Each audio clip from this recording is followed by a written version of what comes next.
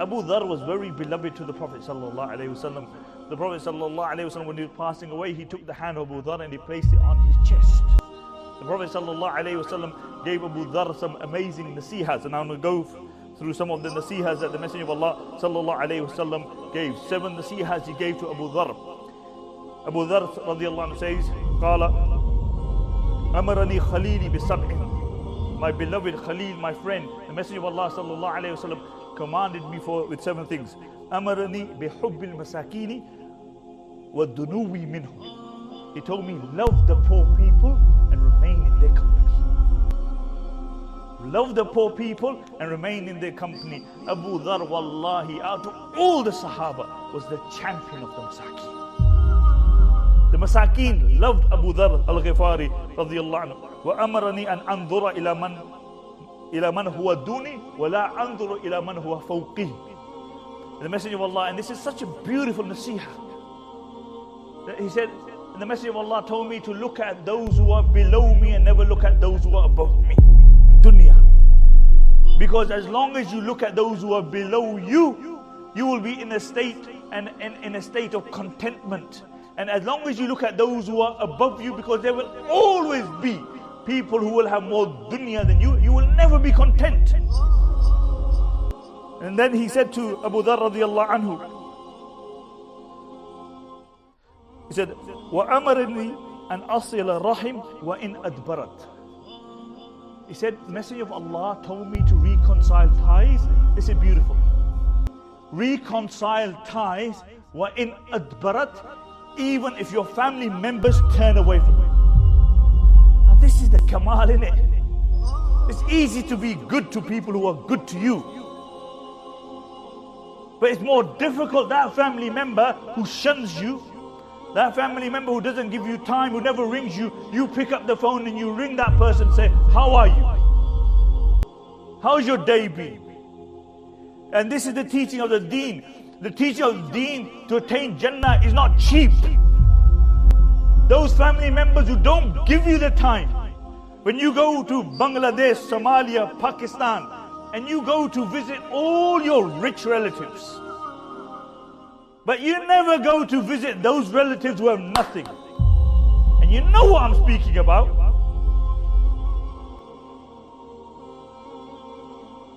You got no time, because they got no status in society, because by your criteria, wealth is everything. The Messenger of Allah said, reconcile ties even if they turn away from you. In another narration, the Prophet ﷺ said, Allah elongates the life of that person who reconciles ties. Allah will elongate your life, make your life longer. If you are destined to live 40 years, Allah increases that life.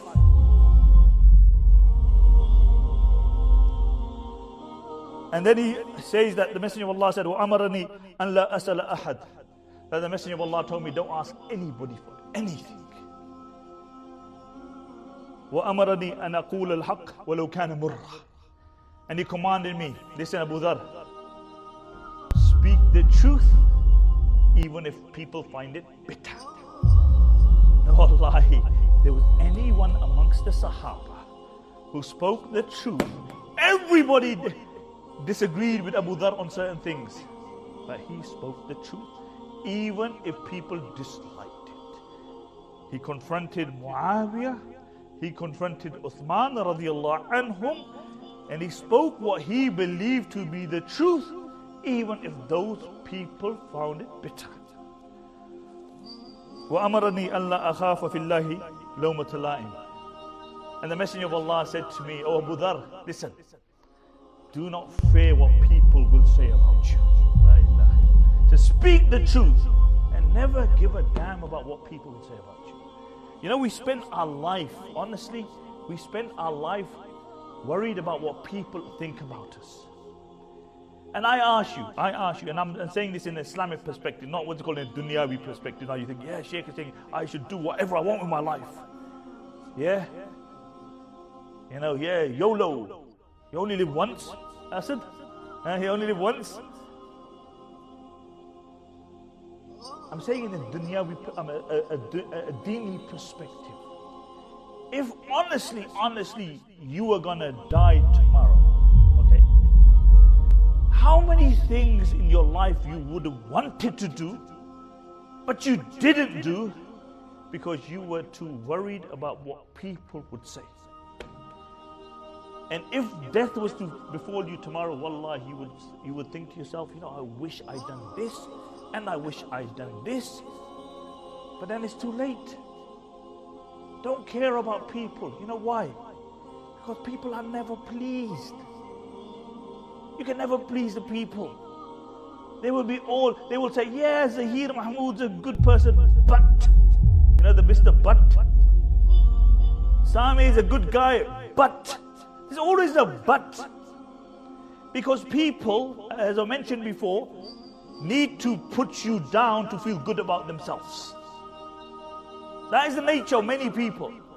For their own reassurance, they have to live off your failures. So, do not allow what people say to stop you from doing what is good.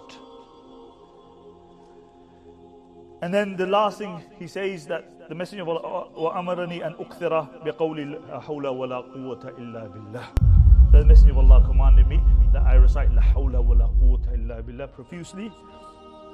فَإِنَّهُنَّ كَنْزٌ مِنْ تَحْتِ الْأَرْشِ, because it's a treasure under the arch of Allah subhanahu wa ta'ala.